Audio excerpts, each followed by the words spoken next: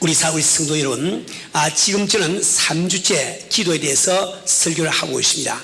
앞으로 2주간 더 기도에 대해서 설교하려고 생각을 하고 있습니다.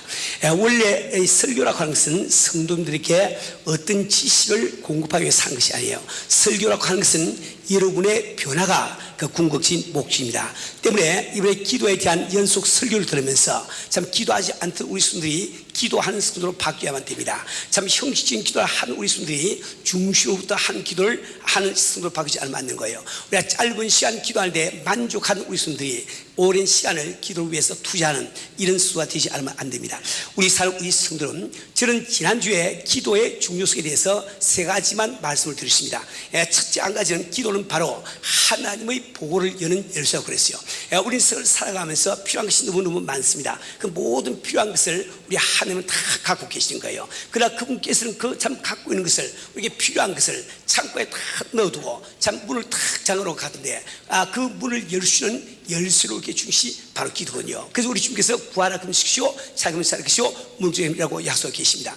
우리 성도는 정말 내가 살아가면서 내게 필요한가, 참 주 앞에 받기를 원하시다고 하면 이건 기도 사실은 우리 성도 되시길 주님으로 축원합니다.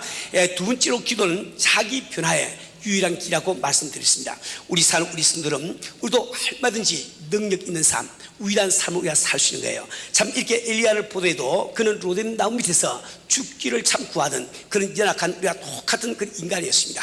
그러나 그는 어떻게 참 하늘에서 참 불을 내리고 3년 반 동안 참 하늘을 닫게 하고 열게 하고 다 이런 일을 했냐 말이요. 그럼 바로 기도를 통해서 그렇게 한 겁니다. 우리 성도들은 정말 우리는 오늘과 다른 내일을 얼마든지 살 수 있는 거예요. 우리도 얼마든지 위대한 삶, 기적적인 삶을 살 수 있습니다. 이런 정말 그런 삶을 원하신다고 하면 기도하는 우리 성도 되시기를 주로 축원합니다. 세 번째로 기도는 우리 교회 변화의 측근이라고 말씀드렸습니다. 우리는 다 우리 교회 변화를 지금 원하고 있습니다. 우리 교회가 정말 주님께서 기뻐하시는 교회, 모두들이 와서 참 기뻐하는 이런 교회, 주님의 뜻을 이루어드는 교회, 이런 교회가 변화되는 것, 교회로 변화되는 것 원하지 않는 분은 한 분도 안 계실 거예요. 그러나 그 모든 변화는 기도로부터 시작되면 꼭 기도하기 바랍니다. 여러분이 진심으로 교회를 사랑하시고 교회가 변화되기를 원하시면 당신이 먼저 기도로 사는 이런 수가 되지 않으면 안 됩니다. 오늘 저는 추가적으로 기도의 중요성에 대해서 2가지만 더 말씀을 드리고 넘어가도록 하겠습니다. 첫째는 바로 기도야말로 우리 영감 충만을 받는 뭡니까 비기림을 꼭 기억하기 바랍니다. 참 어떤 참 이렇게 목사님이 영감에 대해서 막 영감을 설교를 하시고 영감이 있어야 된다고 막 그 설교하고 통수를 시키더니 어떤 할머니가 너무 그렇게 아주 안타깝게 울면서 기도하대요. 와, 저 할머니가 참 은혜 많이 받았구나 생각했는데 나중에 알아봤더니 그 할머니가 영감이 안 계셔. 영감이 안 계셔서 여기 옷 어떡하고 그렇게 막 울더랍니다. 우리가 영감이라고 하는 것은 우리 신앙생활에 얼마나 중요한지 몰라요. 영감이라고 할 때 크게 2가지 뜻이 있습니다. 신학적으로. 첫째 한 가지는 하나님께서 우리 인간에게 계시하시는 그 계시의 내용을 바로 영감이라고 부릅니다. 인스피레이션이라고 부르다고요. 그래서 이 성경은 하나님의 영감을 받은 사람이 쓴 것이라고 이게 되어 있습니다. 그래서 그 반면에 영감이라고 뜻 가운데는 우리가 영적 세계를 감지할 수 있는 능력, 즉 나의 참 이 영의 민감성을 이야기할 때 그것을 바로 영감이라고도 이야기를 합니다. 우리 성도는 이 참 영이 참 이렇게 민감하지 못한 사람, 영감이 없는 이런 사람은 신앙생활을 해도 기쁨이 없어요. 왜? 하나를 볼 수가 없으니까, 느낄 수가 없으니까. 우리가 기뻐하는 것은 세상 것 때문에 기뻐하는 것이 아니죠. 우리가 정말 성도가 기뻐하는 것은 신령한 기쁨이란 말이에요. 그것은 영적 세계가 감지될 때 나도 모르게 기쁨이 조금만 임하는 겁니다. 근데 우리가 영감이 없는 이런 성도는 그 심령 가운데 기쁨이 없게 되어 있습니다. 영감이 없는 그 성도는 주님과 더불어 교통할 수 없고 교제할 수 없게 되어 있습니다. 또 스님의 인도하심도 받지 못한다 이 말이에요. 우리가 생을 살아가면서 성도의 생활하면서 스님의 인도하심을 받는다고 하는 대단히 중요한 거예요. 우리 스님께서 왜 우리 심령 가운데 오셨을까요? 우리 심령이 아니고는 그분이 가실 곳이 없어 우리가 온 것이 아니시요. 우리 스님께서는 목적이 있어 와 계시단 말이에요. 물론 1차적인 목적은 우리 실질적인 하나님의 자리로 변화시키기 위해서 그분이 와 계신 거예요. 그러나 우리 스님의 역사는 그래서 끝난 것이 아닙니다. 그분은 우리 참 속에 함께 임재하시면서 우리에게 많은 도우심을 주고 계시단 말이에요. 제일 첫째로 그분이 하신 일은 바로 우리 속에서 증거하시는 일을 하십니다. 여러분들이 참 요한복음 15장 16절 말씀 보면은 이렇게 기록되어 있습니다. 내가 아버지께로서 너에게 보낼 보혜사 곧 아버지께로서 나오시는 진리의 성령이 오실 때 그가 나를 증거할 것이요, 바로 참 성령은 내 속에서 내 심령 가운데서 참 이 예수가 그리스도를 증거해 준다고요. 그러니까 우리가 성령 충만할 때는 예수가 잘 믿어지고, 똑같은 사람도 성령 충만하지 못할 때는 믿음이 흔들리는 이유가 거기 있습니다. 그뿐만 아니라 요한복음 15장 로마서 8장 16절에는 다음과 같이 기록이 되어 있습니다. 성령이 친히 우리 영으로 더불어 우리가 하나님의 자녀인 것을 증거하시나니, 바로 성령께서 내 마음속에 들어오셔서 내가 하나님의 자녀됨을 증거해 주시냐 말이요. 그래서 우리가 성령 충만할 때는 하나님이 내 아버지 된 것이 피부로 느껴진다고요. 그래서 성령 충만하지 못할 때는 입으로는 아버지 하는데 도무지 그 관계가 느끼지 않는 이유가 바로 거기 있습니다. 뿐만 아니라 두 번째로 스님께서 모든 가르치고 또 주께서 하신 모든 말씀을 기억나게 하는 일을 해 주십니다. 요한복음 14장 26절에 보면 다음과 같이 기록되어 있습니다. 보혜사 곧 아버지께서 내 이름으로 보내실 성령, 그가 너희에게 모든 것을 가르치고 내가 너희에게 말한 모든 것을 생각나게 하시라. 그런데 모든 것을 가르치다, 이 말 가운데는 두 가지 뜻이 있습니다. 첫째는 바로 예수님만이 나의 모든 것을 가르친 거예요. 성령 충만할 때 예수님이 나의 모든 것이 깨달아지니까 우리는 예수에서 생명도 드릴 수 있는 믿음을 가지시다 말이에요. 또 뿐만 아니라 이 모습을 가르치는 이 말은 문자 그대로 스님께서 모습을 가르치기를 원하시는 거예요. 여러분이 사업을 할 때 사업하는 그것도 가르치기를 원하십니다. 여러분이 자녀 교육을 할 때 자녀 교육하는 법도 우리 스님께서 가르치기를 원하신다 이 말이에요. 자, 그뿐만 아니라 우리 참 스님께서는 우리 심령 가운데서 주님의 말씀을 생각나게 한다, 기억나게 한다 하고 말씀하고 계신 거예요. 여러분, 우리가 지식과 기억이랑 다릅니다. 우리가 하나님의 말씀을 아무리 알고 있어도 지식은 행동이 따르지 않습니다. 그 말씀이 내 심령 가운데 기억날 때 비로소 이 행동이 따라온다 말이에요. 우리 사는 우리 성도는 우리가 하나님의 말씀을 다 알면서 왜 그 말씀대로 살지 못합니까? 알기는 아는데 기억이 안 난단 말이에요. 그 기억이 날 때만이 우리는 그 말씀대로 살 수가 있는 겁니다. 자, 우리가 참 지식으로 아는 말씀은 달로 말을 바꾸면은 이 성경을 보더라도 이것이 인쇄된 활자로 보인다 이 말입니다. 그런데 기억나는 말씀이라고 하는 것은 바로 그 말씀이 지금 현재 right now 이게 말씀하시는 saying word of God, 지금 말씀해 주시는 주의 음성으로 들린다 말이에요. 그러니까 지식으로 안다는 이 말은 성경 말씀을 알아도 그건 로고스에서 끝나고 맙니다. 로고스라고 하는 것은 하나님의 차원에 있는 말씀, 우리 인간에게 도무지 관계가 없는 그런 말씀입니다. 그런데 참 이 기억나게 되는 그 말씀이야말로 내 심령 가운데 참 내 수가 내려오신 즉 레마로 변한다 말이에요. 우리가 사는 우리 성도들은 우리가 성령 충만하지 아니하고는 절대로 주님의 말씀대로 살 수 있는 능력이 없습니다. 세 번째로 쓰면 우리를 인도를 해 주십니다. 요한복음 16장 13절 말씀 보면 이렇게 기록되어 있어요. 그러나 진리의 성령이 오시면 그가 너희를 모든 진리 가운데 인도하시니, 진리라고 해서 예수입니다. 즉 우리가 지금 이제 예수 믿고 있는가 안 믿고 있는 이것도 성령의 도우심인 줄 꼭 믿으시길 바랍니다. 네 번째로 쓰면 우리에게 책망을 해 주시냐 말이에요. 우리가 잘못을 저지르거나 참 이렇게 죄를 지르고 할 때 그걸 하지 못하게 책망해 주는 그 일을 한다 말입니다. 그래서 참 이게 요한복음 16장 8절 말씀 보면은 그가 와서 죄에 대해서 의에 대하여 심판에 대하여 생을 책망하시라. 또 다섯 번째로 성령은 할 수 있는 탄시로 우리 위해서 강구해 주십니다. 로마서 8장 26절 말씀 보면은 이와 같이 성령도 우리 연약함을 도우시나니 우리가 마땅히 빌바를 알지 못하나 오직 성령이 할 수 있는 탄시로 우리 위하여 강구해 주시리라. 여섯 번째로 성령께서는 또 우리에게 능력을 주시오. 사도행전 1장 8절 말씀 보면은 오직 성령이 너에게 임하시면 너희가 권능을 받고 예루살렘과 온 유다와 사마리아와 땅끝까지 이르러 내 증인이 되리라 말씀하고 계시단 말이에요. 우리 스님께서는 우리 신앙생활에 필요한 모든 도움을 그분은 우리 심령 가운데 오셔서 주고 계시다고요. 주고 계시면은 내가 그 스님의 인도하심을 느낄 수 있는 그 영감이 없으면 우리는 도무지 나하고 아무 상관이 없는 겁니다. 그래서 이 영감이 충만하지 못한 성도는 스님의 도우심을 못 받는 겁니다. 우리 사는 우리 성도는 그런데 그 영감 충만하게 되는 비결이 무엇이고, 그것은 바로 집중적인 기도, 깊은 기도요. 또 이렇게 오래 장시간의 기도를 꼭 기억하기를 바랍니다. 우리는 정말 우리가 깊은 기도를 하는 이유, 참 이게 오랜 시간에 그 기도를 하는 이유가 바로 이게 있는 거예요. 그 다음에 기도에 또 다른 한 가지 중요성은 바로 기도를 통해서 우리 영역이 충만해집니다. 영역이 충만된단 말이에요. 왜 영역 충만이 필요하냐? 우리는 지금 사탄마귀의 조직 가운데 우리가 살고 있습니다. 우리가 원하지 않던 우리는 사탄마귀의 조직 가운데 살고 있단 말이에요. 그런데 영역이 없는 사람은 사탄마귀를 결박할 능력이 없습니다. 그 사탄 마귀를 갖다가 몰아낼 수 있는 능력이 없단 말이에요. 사탄의 일을 갖다가 참 이렇게 없애버릴 그런 능력이 없단 말이에요. 그래서 우리는 사탄 마귀의 시키는 대로 그만 예수 믿으면서 따라가게 되거든요. 그 영역도 우리가 기도할 때, 오랜 기도할 때, 깊은 기도할 때 바로 영역 충만함이 온단 말이에요. 우리 사는 우리 성들은 근데 우리 주님께서 이렇게 귀한 기도를 얼마쯤 하라고 그랬냐? 그 주님이 제시하신 최소한의 시간 길이가 1시간이라. 1시간이야. at least 1시간. 그러니까 2시간, 3시간. 어떤 그 책 보니까 우리 어떤 한국의 집사님은 하루에 꼭 7시간 기도하시대요. 예, 그 아마 지금 새벽 일찍 나가지고 7시간 기도하시고 이게 출근하시는 분이 계신데 그분이 쓰신 책이 몇 권 있습니다. 아직 잘 읽지 못했는데 얼마든지 우리와 같은 평신도가 하루에 7시간도 기도한다 말이에요. 근데 우리가 1시간도 기도 못한다고 하는 거 이건 말도 안 되는 이야기입니다. 그러나 현실이 1시간 동안 기도한다는 것이 그렇게 쉬운 일이 아니거든요. 그래서 우리 주님께서 바로 주님께서 가르친 기도 가운데서 우리가 어떻게 하면 제대로 기도할 수 있으며 어떻게 하면 우리가 이 1시간 이상 기도할 수 있는지 그 방법을 우리에게 알려주고 있단 말이에요. 그런데 주님께서 가르친 이 기도는 그 내용을 우리가 분석해 보면은 6단계로 나눌 수 있죠. 그렇죠. 6단계. 그 6단계 뭐라고 했어요? 첫 단계가 다 한번 해보세요. 가만히 앉아있지 마시고. 사람이 사각지 안 보여요? 다시 첫째, 둘째, 셋째. 저거 나오면 안 되지.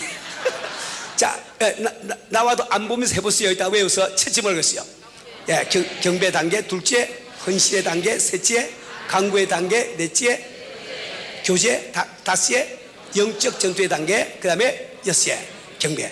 한 번 더 외워보세요. 첫째, 둘째, 셋째, 넷째, 다섯째, 여섯째. 아멘. 이 단계를 밟아서 기도하는 것이 좋습니다. 근데 물론 급할 때는 그렇게 할 수 없다고 그랬죠. 물에 빠지고 할 때 헌신하게 경배하고 헌신하고 다 하고 그 다음에 날 좀 살수 그러나 물에 빠져서 그냥 막 급하게 막 주님 나 살주세요 이렇게 기도해야죠. 그죠? 근데 일상적인 기도, 매일 하는 기도는 우리 그렇게 해야 되는 겁니다. 근데 우리들이 기도를 시작할 때 우리 주님께서는 먼저 하나님을 경배하는 기도를 하거라. 왜 그 경배하는 기도가 필요한고? 그것은 우리가 하나님 앞에 내가 드리는 기도가 상달되도록 하면은 먼저 하나님과 나 사이에 정상관계가 이루어져야 되는데 우리가 주님과 더불어 정상관계가 이루어진다는 것은 당시 불평불만하고 아주 주 앞에 감사하지 아니하고 절대로 정상관계가 안 이루어지죠. 당시 오직 주를 경배할 때 감사할 때 그때 주님과 나 사이에 정상관계가 이루어진다고 말씀을 드렸습니다. 그래서 우리 주님께서는 참 우리에게 경배하고 하시는데 왜 그분은 이름이 거룩히 여기심을 받으시며 기도하고 그런가? 이름이라고 하는 것은 하나님께서 우리에게 어떤 하나님이신지 또 하나님께서 우리에게 무엇을 해주시는지 이것을 말하고 이야기했죠. 그러니까 이름이 거룩히 여기심을 받으시오며 이 말은 하나님께서 내게 하신 모든 일들을 낱낱이 내가 기억하면서 그걸 경배하면서 하나 감사드려야 말이에요. 그럼 처음에는 내가 마음에 경배하는 마음이 안 생겨도 그걸 내가 다 기억하면서 참 이게 아둔한 내 영혼도 정말 주님 감사하고 주 앞에 경배할 수 있는 그 마음이 생기는 거예요. 자, 여기까지가 지난주에 설교한 내용이었습니다. 그리고 우리가 하나님 앞에 온전히 경배한 마음이 생길 때 그러면 두 번째 단계로 헌신의 단계로 넘어가라고 이야기를 하고 있습니다. 오늘 이걸 잘 기억하세요. 우리가 참 주 앞에 경배하는 마음이 없이 주 앞에 헌신 봉사하는 거, 이거 주 앞에 정말 감사하는 마음이 없이 경배하는 그 마음이 없이 교회 봉사 열심히 하는 거, 그거 진짜 헌신이 아닙니다. 그건 헌신이 될 수 없다고요. 헌신이라고 하는 것은 오직 주와 경배됨으로 말미암아 참 할 수 없이 헌신하는 거, 그것이 참된 헌신이거든요. 그죠? 우리가 정말 주를 경배하는 그 마음이 없이 주 앞에 열심히 아버지 헌신해 보세요. 그건 또 다른 자기가 돼서 내가 이렇게 봉사를 날 몰아주나 다 이런 마음이 자꾸 생긴다 이 말이에요. 그렇죠? 우리가 참다운 경배는 참다운 헌신은 오직 경배할 때만이 생겨서 꼭 우리 기억을 하고 있습니다. 그래서 우리 주께서 둘째 단계로 나라의 임하옵시며 뜻이 하실 것 같이 땅에서 이루시다 이 기도하고 말씀하고 계신 거예요. 우리 사는 우리 성들은 이건 옛날 우리 영화에서 그걸 많이 보죠. 2차 대전 때 참 독일군이 불란서를 점령했습니다. 그 참 독일군의 그 앞지 안에 밑에 있던 그 불란서 그 백성들이 얼마나 이라크군이 쳐 들어오기를 그런 갈망을 했습니까? 여러분들 아마 6.25 사변을 겪어보지 전쟁터에 안 나가서 잘 모르겠지만은 저는 6.25 사변 때 참 전쟁에 나가서 올라가서 저 이부까지 다 올라가 봤어요. 올라가는데 참 가는 곳마다 그 당시에 공산 지하에서 공산에 갑자기 생겨가지고 이제 어려움을 당하니까 이분들이 그때 이 대한민국 그 정부가 나오기를 얼마나 가는지 몰라요. 그래서 좀 가는 곳마다 그 동네에 가면은 그 환영 유엔군 해가지고 말이지, 그 UN N자도 거꾸로 쓴 N자 있죠. N자 요렇게 쓴 거, 그 소련 말에 그 알파벳이 여기 있거든. 그걸 딱 써가지고 유엔군 이렇게 해서 환영을 하더라고요. 그러한 마음을 가지고 하늘나라가 내게 임하기를 갈망하라. 이것이 바로 헌신의 단계가 되겠단 말이에요. 그런데 여러분, 나라에 임하옵시면 그런데 나라라고 하는 것은 원래 세 가지 요소가 있습니다. 나는 세 가지 요소가 있어야 돼요. 첫째가 뭔가 하니까 나라는 주권이 있어야 되는 거예요. 다스리는 주권이 있어야 됩니다. 두 번째, 참 이 나라에는 그 주권에 순복하는 백성이 있어야 되거든요. 세 번째는 그 주권이 영향을 미치는 영역이 있어야만 나라가 이루어진다고요. 그러니까 지금 나라에 임하옵소서 이 말씀은 주여 나를 당신이 다스리는 영토로 삼아주옵소서. 지금 내 심령 가운데, 내 육신 가운데, 우리 가정에, 우리 교회 당신의 뜻만 지배하는 이런 것이 되게 도와주세요. 이렇게 기도하는 것과 똑같습니다. 다시 말하면 나는 당신의 주권에 절대 복종하는 백성이 되겠습니다. 당신께서 나의 왕이 되시고 나의 참의 주인이 되시옵소서. 이런 그 기도를 하라고 한 겁니다. 이것이 바로 헌신을 위한 기도야 말이에요. 자, 우리가 이처럼 하나님을 경배하는 심정으로 주님께 온전히 헌신할 때 우리와 주님 사이에는 정상적인 관계 이루어지는 거예요. 그런데 우리가 한 가지 꼭 기억할 것은 내가 입으로만 주님께서 나의 주인이 되시옵소서 이렇게 고백한다고 해서 주님과 나 사이에 정상관계 이루어지는 것은 아닙니다. 우리 사는 우리 성도 여러분, 우리가 지적으로 주님을 나의 주님으로 모신다는 이 말은 그보다 앞서서 내가 당시의 노예가 되겠습니다. 내가 당신의 노예가 되었습니다. 이 고백이 그게 먼저 선전을 해야 나의 왕이 되시옵소서, 나의 주인 되시옵소서, 이것이 참된 고백이 될 수 있단 말이에요. 근데 이 노예라고 하는 것은 말이죠, 그 당시에 네 가지 특성이 있습니다. 오늘 이 말씀 잘 한번 들으세요. 자, 노예의 특성 가운데 제일 첫 번째 가지는 노예는 자기 주인을 영원히 바꿀 수가 없어요. 하인은 수틀리면 사표내고 딴 데 가서 또 주인 그 인프로이 돼가지고 주인을 쓰기 쉬워하는, 이건 노예는 일생 동안 자기 주인을 못 바꾼다고요. 이거 왜 못 바꾼지 아세요? 그 당시에 노예라고 하면은 참 돈이 없기 때문에 빚을 못 갚아서 팔려가거나 아니면 전쟁에 쳐가지고 포로되어서 가서 노예가 되는 거예요. 그러니까 노예 가운데는 참 왕족도 있고, 노예 가운데는 학자도 있고, 노예 가운데는 부자도 있고, 참 노예 가운데는 장군도 있어야 말이에요. 그러나 그들이 우리 나라에 와서 남 밑에서 노예 생활을 하면서 왜 그들은 영원히 주인을 못 바꿨을까요? 그 이유가 있단 말이에요. 그 당시에는 어떠한 사람이 어느 집에 노예가 되면은 그 집에는 자기 집에 그 문장이 있어요. 문장, 그 집을 나타내는 그 로고 있죠. 이것을 화인을 만들어서 불에 달가지고 임하고 손등이고 팔뚝에 탁 찍어버리니까 이건 평생 가도 지우지 않습니다. 근데 그 당시에는 지중해 모든 연안이 참 로마 제국의 지배를 받고 있으니까 그 노예가 어디로 도망가는지, 언젠가는 자기가 어느 집에 노예라는 것이 다 드러납니다. 그래서 관에게 붙들려서 많은 형벌을 받기 때문에 그들은 이렇게 도망을 못 갔다고요. 즉 주인을 영원히 바꾸지 못했단 말이에요. 여러분, 마태복음 22장 15절부터 21절 사이에는 바리새인들이 쇳돈을 가지고 주님을 참 올무에 걸기 위해서 시험하는 이야기가 나옵니다. 바리새인들은 예수께 와서 가이사에게 우리가 세를 바치는 것이 옳으니까 옳지 않으니까, 가하니까 불가하니까 묻습니다. 그 왜 그러니까, 만약에 가이사에게 세를 바치는 것이 옳다고 그러면은 이스라엘 백성들이 볼 때 예수님은 민족 반역자입니다. 민족 반역자. 그러니까 백성들이 그를 선지자로 우러보지 않을 거란 말이에요. 만약에 가이사에게 세를 바치지 마라 그러면은 로마 정부에서 그를 또 반역자로 반드시 처단할 거란 말이에요. 다시 말해 그들은 예수님 올무에 참 넣었다고 생각하고 질문을 그렇게 했습니다. 근데 우리 주님께서는 그 참 질문을 들으시고 쇳돈을 한번 가져와 보게 하겠습니다. 그때 쇳돈으로 쓰는 돈은 그 당시에 로마에서 발행한 그 주화였습니다. 데나리온이라고 하는 주화였거든요. 데나리온. 그 데나리온에는 그 당시에 황제의 화상과 그 황제의 글이 적혀 있다고요. 그걸 가져오니까 우리 주님이 하신 말씀이, 너희들 보기에 이 돈에 누구의 화상이 적혀있느냐, 찍혀있느냐 물을 때 가이사의 그 화상이다. 그때 주님이 하신 말씀이 있습니다. 가이사의 것은 가이사에게 드리고 하나님 것은 하나님께 드리라. 그죠? 하나님 앞에 드리는 성전세는 은 반세겔짜리 그 은덩이를 드렸거든. 그 데나리온을 쓰지 못했습니다. 그러니까 데나리온은 하나님의 가이사의 화성에 찍혀 있으니까 그 과식에 주고, 또 이제 하나님의 것은 하나님께 드려야 되지 않겠느냐, 이렇게 말씀하신데, 지금 이 말씀은 그 비단 셋돈에 관한 그런 이야기만은 아닙니다. 이건 잘 알다시피 마태복음은 왕으로 오신 예수를 묘사하고 있습니다. 왕으로 오신 예수를 그리고 있다니요. 근데 왕으로 오신 우리 예수께서 우리 인간들에게 요구하시는 그 한 가지가 뭔가 하니까 바로 가이사의 것은 가이사에게, 참 하나님의 것은 하나님께 드리라, 이 뜻이야. 이게 무슨 뜻입니까? 여러분, 세상 사람들은 그 시민 가운데, 여하튼 그 세상 사람들은 지금 사탄 마귀의 세상에 화성에 찍혀 있으니까 그들이 세상을 위해서 산다고 하는 건 너무나 당연하지 않느냐. 그래서 너희들이 예수 믿을 때 참 성령이 임하시고 너희 심령 가운데 예수의 화성이 찍혀 있으면 너희들이 바로 하나님께 드림이 되는 것이 합당하지 않느냐. 우리에게 온전한 그 헌신을 지금 요구를 하고 계시단 말이에요. 우리 사는 우리 성도는, 우리는 정말 참 예수를 믿을 때 성이 임하시고 그 예수의 화성이 내 심 가운데 참 찍혀가지고 이 화성은 영원토록 지우지 않는 거예요. 지우지 않는 거예요. 그래서 우리는 이 세상에 예수님보다 큰 능력 많은 사람이 와도 소용이 없어요. 우리 예수님이 나의 주님이시, 그 능력 많은 사람이 내 주님이 될 수가 없다 말이에요. 아무리 이 세상에 예수님보다 더 훌륭한 말씀 많이 하는 이런 사람이 왔다 할지라도 우리에게는 아무 상관이 없습니다. 우리에게는 오직 예수님만이 우리의 주인이 된다 말이에요.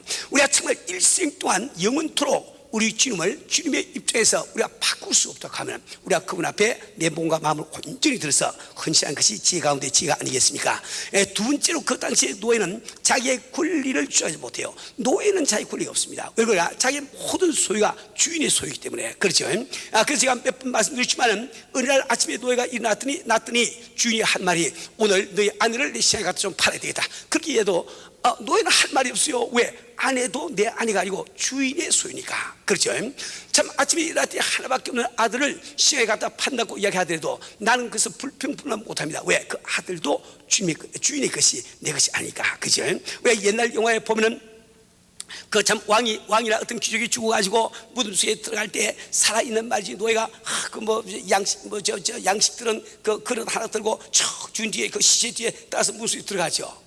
그도 살아있는 사람인데 죽기를 원하겠습니까? 그러나 할 수가 없다고요. 그는 참 생명도 바로 주인의 것이기 때문에 주인 집에서 그가 순장되기를 원하면 그대로 따라갈 수밖에 없다 이 말입니다. 우리 사는 우리 성도는, 우리는 지금 오늘날 참 예수 믿어가면서 너무나 자기 권리가 많아, 자기 권리주의가 많다고요. 그건 참다운 성도의 모습이 아닙니다. 그래서 우리가 축복을 못 받는 거예요. 우리가 정말 주 앞에 축복 받으려고 하면 내 권리를 포기하세요. 주 앞에 포기해 드리세요. 지금 절대 권리를 뺏고 많은 분이 아닙니다. 일단 그것이 보장되면은 그건 안심하시고 모든 것을 우리에게 주신 우리 하나님이시거든. 그렇죠? 우리는 정말 주 앞에 주여 나의 주인이 되시옵소서, 나라의 마옵시여, 이렇게 기도한다고 하면은 먼저 우리가 주여 나는 권리가 없습니다, 혹시 당신의 소유입니다, 이 고백이 앞서지 않으면 안 됩니다. 세 번째로, 노예에게는 주인의 입에서 나오신 말만이 유일한 법이 되는 거예요. 다시 한번 더, 노예에게는 주인의 입에서 나온 말만이 유일한 법이 된단 말이에요. 그 노예에게는 국가법이 필요 없습니다. 소용이 안 된단 말이에요. 양심의 법이 아무 소용이 안 된습니다. 왜 그렇습니까? 참 이렇게 주인께서 주인이 하루아침에 네게 이야기하기를, 너 가서 아무개 좀 암살하고 오너라, 김집사 좀 암살하고 오너라, 이렇게 이야기하면 사람이 죽는 것은 국가법이 은한 일이죠. 사람을 죽이는 것은 참 양심이 은한 일이죠. 그러나 노예는 할 말이 없죠. 주인이 하라면 가서 죽고 오는 그 일밖에 없지 않습니까? 우리 믿는 성도에게는 오직 주님의 말씀만이 나의 유일한 법입니다. 이 고백이 앞서지 않으면 안 된단 말이에요. 바로 아브라함은 그러한 신앙을 갖고 있었기 때문에 그는 믿음의 조상이라는 칭찬을 듣지 않았냐 말이에요. 우리 사는 우리 성도는 네 번째 노예는 자기의 여가가 없습니다. 자기의 여가, 자기의 레이저 타임이 없단 말이에요. 여가가 없단 말이에요. 여러분 누가복음 17장 7절부터 10절 사이에 보는 대단히 중요한 말씀이 나옵니다. 너희 중에 네게 밭을 갈거나 양을 치거나 하는 종이 있어 밭에서 돌아오면 저들은 곧 와 앉아서 먹으라 할 자가 있느냐?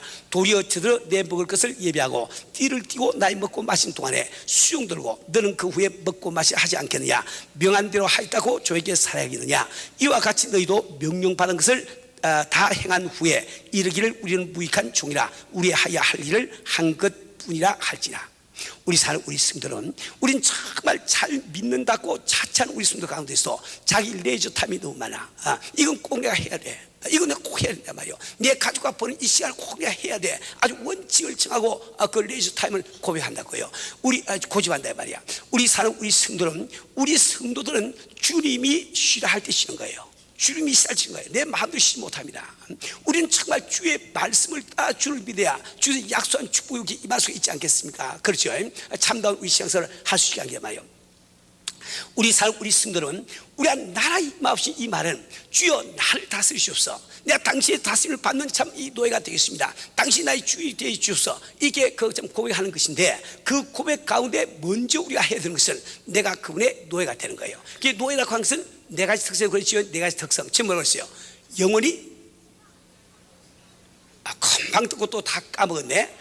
그럼 뭐 다 까먹어버리니까 어떻게 행동 옮기겠어요? 다시 한번 더. 자, 노예는 잊어버릴 수밖에 없는 거예요. 저도 이게 다 외울 거 기대하고 해준 건 아니니까 그냥 다시 또 해보라는 거지. 나도 그게 들어도 기억 못해. 자, 처음에 너의 특성이 몇 가지요? 네 가지인데, 제일 첫째는 영원히 주인을 바꿀 수 없다. 두 번째는 자기의 권리를 주장할 수 없다. 세 번째는 주인의 입에서 나오시는 말씀만이 유일한 법이다. 네 번째는 자기의 여가 없다. 야, 다시 한 번 더 탁 마음판에 새깁시다. 첫째 시작. 영원히 주인을 바꿀 수 없다. 둘째, 자기의 권리를 주장할 수 없다. 셋째, 주인의 입에서 나오신 말씀만이 유일한 법이다. 넷째, 자기의 여가를 갈 수가 없다. 우리 성도는, 자, 우리가 누구나 이런 믿음을 가질 수 없습니다. 그 믿음 가기 힘들다고 어떻게 그 믿음을 다 그렇게 갈 수 있겠냐 말이요. 그래서 우리 주님께서는 너희는 나의 마음씨 하고 기도하거라. 그 일이 이루어질 수 있도록 기도하라 말이에요. 우리가 할 수 없으니까 기도하는 겁니다. 그러니까 나는 그게 할 수 없으니까 포기하지 마시고, 할 수 없기 때문에 내가 복받기 위해서 우리가 기도하면서 애를 써야 된단 말이에요. 자, 근데 뜻이 하나님 같이 땅에서 이루시다. 이 뜻은 무슨 뜻인가? 크게 두 가지 생각하세요. 첫째는 소극적인 뜻이고, 두 번째는 적극적인 뜻이 있습니다. 소극적인 뜻이란 뭘까요? 그것은, 소극적인 뜻은 주님의 뜻이 하늘나라에서 아무런 반대 없이, 아무런 지장 없이 그대로 이루어진 것처럼 내 심령 가운데도 그대로 이루어지게 도와주세요. 내 육신 가운데 주님의 뜻이 이루어지게 도와주세요. 우리 가정에도 주님의 뜻만이 이루어지게 도와주세요. 우리 교회도 주님의 뜻만이 이루어지게 도와주세요. 이렇게 기도하는 이 뜻입니다. 우리 성도는 우리가 정말 이렇게 우리의 심령 가운데 우리의 육체 가운데, 혹은 또 우리의 이렇게 가정에, 우리 교회 주님의 뜻이 이루어지기 위해서 우리 한 가지 전제 조건이 있습니다. 그것은 먼저 내가 죽지 않고는 안 되겠죠. 내 뜻이 살아있는데, 내가 살아있는데 어디 주님의 뜻이 이루어지겠어요? 그러니까 주님의 뜻이 그러니까 나의 마음의 뜻이 이루어지자 기도하면서 내가 죽지 못하는 그 사람은 기도 허다는 거란 말이에요. 그죠? 내가 그 기도할 때는 반드시 내가 먼저 죽어야 됩니다. 죽는 것이 전제가 되어야 되는 거라고. 그래서 주님은 말씀하시를 너희가 먼저 자기 자신을 부인하고 십자가를 지고 나를 쫓아라. 아니, 주님은 자기 자신을 부인하고 너희 목숨을 나를 위해서 미워하지 아니하면 분명히 말씀하시는데, 여러분들은 참 이렇게 주를 위해서 죽으라고 그러면은 얼마나 지금 불평불만이 많이 하겠냐 말이요. 그죠? 아멘? 우리가 잘 압니다. 내가 죽지 않고 어떻게 주님의 뜻이 내 마음속에 이루어지겠어요? 내 마음속에 주님의 뜻만 이루어지 보세요. 그럼 갈등이 없고 얼마나 좋을까? 얼마나 좋을까? 모든 기도가 다 응답되고 말이지. 그렇죠? 그런데 내가 죽는다고 하는 것은 구체적으로 자신이 이 세상에서 갖고 있는 꿈에 대해서 죽으라고 그랬습니다. 자, 꿈에 대해서 죽으세요. 나도 그래도 미국 왔으니 좀 해변가에 어디 비치가에 그래도 한 300만 불짜리 집에 한번 살아봐야지. 그 꿈 좀 버리세요. 이제 버릴 때 됐단 말이야. 나도 미국까지 왔으니 그래도 요즘 제일 좋은 차가 뭡니까? 벤츠가 더 좋나 렉스스가 좋나 잘 모르겠네. 여하튼 어디에 좋습니까? 메르세데스 좋아요? 렉스스 좋아요? 야, 나도 한번 렉스스는 타야 될 텐데 그 꿈 버리세요. 그거 타봤자 별 수 없어요. 아무 소용없다고요. 이건 정말 우리가 내가 죽기 위해서는 내가 가진 성품에 대해서 죽어야 돼.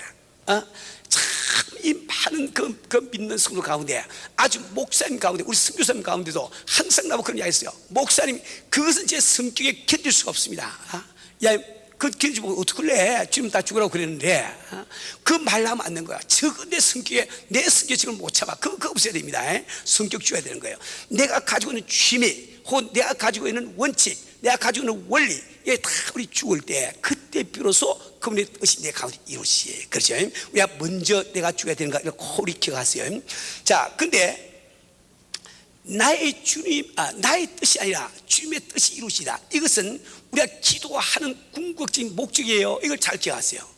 우리가 기도하는 건 우리 참 주님의 보호를 열고 내 필요한 것을 받기 위해서 하는 것, 그 사실입니다. 그러나 그것이 궁극적인 목적이 아닌 거라고요. 기도는 참 이렇게 뭡니까, 영감을 얻는 수단이지만, 그러나 영감 얻는다고 하는 기도는 궁극적인 목적이 아닙니다. 기도는 영역을 충만케 하는 비결이지만 영역 충만하게 받는 것이 우리가 기도하는 궁극적인 목적이에요. 궁극적인 목적은 꺾을 수 없는 내 뜻을 참 꺾어주시고 주님의 뜻에만 순종해 주셔서, 이것이 기도의 참 목적임을 꼭 기억하세요. 여러분, 우리 주님께서는 겟세마네 동산에서 참 땀이 피가 되기까지 기도하시오. 기도할 때 그분은 어떻게 기도하셨습니까? 그 내용을 들어보시면, 내 아버지가 만일 할만하시거든 이 잔을 내게서 지나가게 하옵소서. 그러나 나의 원대로 마옵시고 아버지 원대로 하옵소서. 잘 들으세요. 우리 주님이 땀이 피가 되기까지 기도하신 것은 주여 어떻게 날 십자가 지게 해주세요, 이렇게 기도 안 했습니다. 주님께 그 지도의 십자가 지는 것 참 아주 죽기보다 싫은 일이야. 그 나는 그 참 싫지만 주여 어떻게 이 뜻을 꺾어버리고 지금 당신의 원대로 할 수 있겠나이까. 그것 때문에 땀이 피가 되기까지 기도하는 거예요. 왜 우리는 밤을 새워가면서 금식을 해가면서 주 앞에 그렇게 기도합니까? 그것은 내 뜻대로 하지 마시고 아버지 뜻대로 하시옵소서. 내 코를 꺾어버리고 내 뜻을 꺾어버리고 오직 주님의 뜻에 순종해서 그렇게 하는 거예요. 예, 어젯밤에도 보니까 제가 열심히 본다에 들어가봤죠. 이 펠로십 홀에 들어갔더니 우리 성도들 와서 간절히 기도를 하고 있다. 몇 시간을 기도하고 있더래요. 왜 그렇게 기도합니까? 뭐 때문에 기도하냐 말이요. 내 뜻대로 하지 마시고 아버지 뜻대로 하시옵소서. 우리 고집을 꺾어버리고 주님의 뜻이 이루어지기 위해서 우리는 그렇게 기도하면서 꼭 기억을 하기를 바랍니다. 우리 사는 우리 성도는 그래 뜻이 하늘에서 이룬 것 같이 땅에서 이루어지다. 이 기도하라고 하신 이 말씀의 적극적인 뜻은 바로 마귀의 뜻이 지배하고 있는 이상에 주님의 뜻이 지배하시는 날이 하루속에 오게 하시옵소서. 이게 기도하는 뜻이에요. 그래서 우리는 전도하고 선교를 하게 되는 겁니다.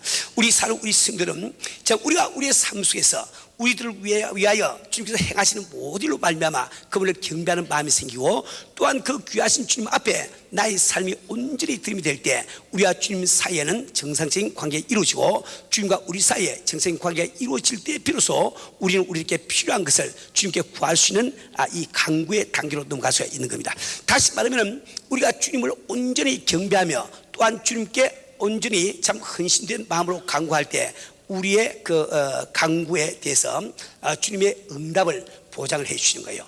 우리 성도는 그래서 우리 주님께서는 요한복음 15장 7절에서 다음과 같이 말씀하고 계십니다. 너희가 내 안에 거하고 내 말이 너희 안에 거하면 무엇인지 원하는 대로 구하라, 그러면 이루리라. 우리가 주 앞에 정말 헌신하는 거 쉬운 일이 아니에요. 그러나 힘들지만 그렇게 할 때 내가 기도하는 것마다 응답받는 그런 놀라운 축복이 임한단 말입니다.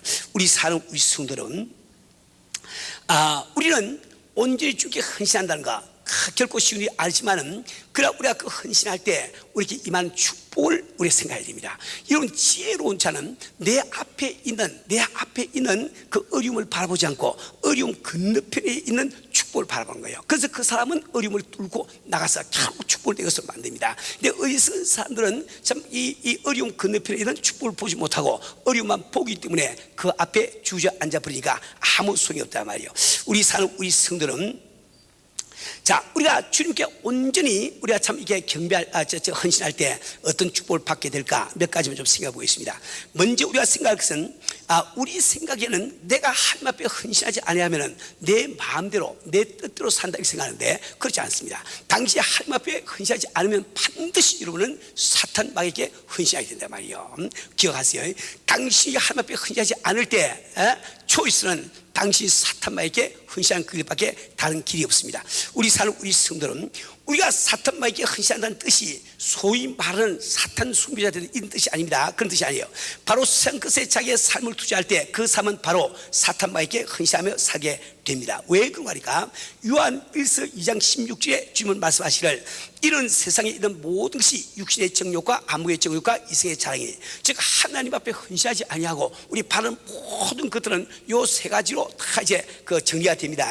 그게 뭔가 육신의 정욕, 두 번째는 안목의 정욕, 그 다음에 이성의 자랑, 그 세 가지 다 속여버리면 한단 말이에요. 근데 이 세 가지는 다 아버지께서 쫓아온 것이 아니고 세상을 쫓아온 것이야. 즉 마귀께서 쫓아온 것임을 이야기한단 말이에요.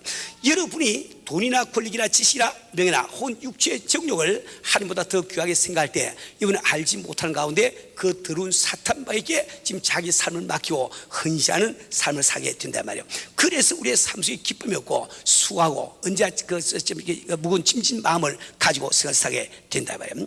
여러분 구약 성경에 보면은 모세 오인 다음에 여호수아 기가 나옵니다. 근데 여호수아 기는 참 여호수아가 이스라엘 백성들을 이끌고 가나안 땅을 정복하는 그런 이야기란 말이에요. 홍해를 가르고 출애굽한 이스라엘 백성들은 40년 동안 광야를 헤맵니다. 그들에게는 엄연히 젖과 꿀이 흐르는 가나안 복지가 약속되어 있지만 그 가나안 복지를 향유하지 못하고 어려운 광야 생활을 하고 있단 말입니다. 그런데 애굽은 세상을 상징하고 홍해를 가르고 나오는 것은 성령으로 끝나는 것을 뜻합니다. 홍해를 가르고 나온 이스라엘 백성들이 40년 동안 광야 생활을 한 것처럼 우리가 성령으로 끝난 다음에도 성도가 된 다음에도 우리는 광야 생활을 얼마든지 할 수 있단 말이에요. 광야 생활은 무엇이고 그것은 육에 속한 성도의 삶을 광야 생활을 합니다. 가나안 복지의 생활은 무엇이고 그것은 영에 속한 그리스찬의 삶을 그 가나안 복지 생활이라고 이야기한다 말이지. 그런데 육에 속한 성도의 삶과 영에 속한 성도의 삶이 어떻게 다른가 그걸 잘 아셔야 됩니다. 우선 육에 속한 성도의 삶이라고 하는 것은 내가 끝난 다음에도 여전히 자기 중심적인, 잘 들으세요, 자기 중심적인 신앙생활인 거예요. 자기 중심적인. 그런데 내가 참 성령 끝난 다음에 우리가 그 영에 속한 크리스천의 삶을 사는 그 사람만이 주님 중심적인 그 신앙생활을 하는 겁니다. 그러면 두 번째로 내가 지금 자기 중심적으로 신앙생활 한다는 뜻이 무엇인고 그것은 어떻게 하면 주님을 이용해서 내 뜻을 좀 이루어볼고 우리 신앙 기도하면서 내 목적이 그거예요. 어떻게 해야 주님을 좀 꼬셔가지고 내 뜻을 좀 이루어볼고. 그런데 우리 영에 속한 크리스천 주님 중심 생활하는 크리스천들은 어떻게 하면 주님의 뜻을 이루기 위해서 내 가진 몫을 주 앞에 드리고 이렇게 주님 중심이 되어버린단 말이에요. 그렇죠? 그런데 내가 지금 나를 위해서 참 주님을 이용해서 내 뜻을 이루고자 하는 그 성도, 즉 육에 속한 크리스천은 자기 뜻이 이루어질까요? 안 이루어질까요? 안 이루어집니다. 주님이 어디 이용당하시나? 아니 그분께서 당신에게 이용당하실 분이겠어요? Never. 당신은 자기 뜻을 이루기 위해서 막 주님을 이용하기 원하니까 안 돼요. 안 되니까 어떻게 되겠어요? 항상 수고하고 묵은 짐을 지고 가거든. 참 힘들다고, 성도의 삶이 힘들다고. 광야 생활 똑같단 말이에요. 그런데 참 이게 주님의 영광을 위해서, 그분의 뜻을 위해서 내 몫을 주 앞에 바친 그 사람은 형통한 복이 임합니다. 뭐지 구하는 대로 기도 응답이 오지요. 하는 일마다 참 형통하지요. 얼마나 좋은지 모르거든요. 그러니까 참 이게 수고하고 묵은 짐을 지는 것이 아니고 주님 주시는 안식과 평강 가운데 우리가 살 수 있다 말이에요. 우리 사는 우리 성도는 이제 선택은 여러분의 손에 달려 있습니다. 잘 들으세요. 우리는 정말 예수를 믿으면서 우리는 끝까지 참 수고하고 무거운 짐을 지고 참 이렇게 참 어려운 이 신앙생활을 할 것인지, 안 그러면은 이 모든 무거운 짐을 다 벗어버리고 주님의 품 안에 안겨서 주님 주시는 평강과 기쁨 가운데 형통한 삶을 살 것인지 결정은 바로 여러분이 내리셔야 되는 겁니다. 우리 사는 우리 성도는 우리가 주님께 헌신하며 산다는 것은 절대 부담스러운 일이 아닙니다. 주님께 온전히 헌신한 것만이 여러분이 그토록 사모하는 안식과 평안을 누리는 유일한 길임을 꼭 기억하세요. 우리 사는 우리 성도는 정말 여러분 한 분 한 분이 나라의 마옵시며 뜻이 할 수 있는 것 같이 땅에서 이루어지이다 기도하시는 이분 되시를 주님으로 축원합니다.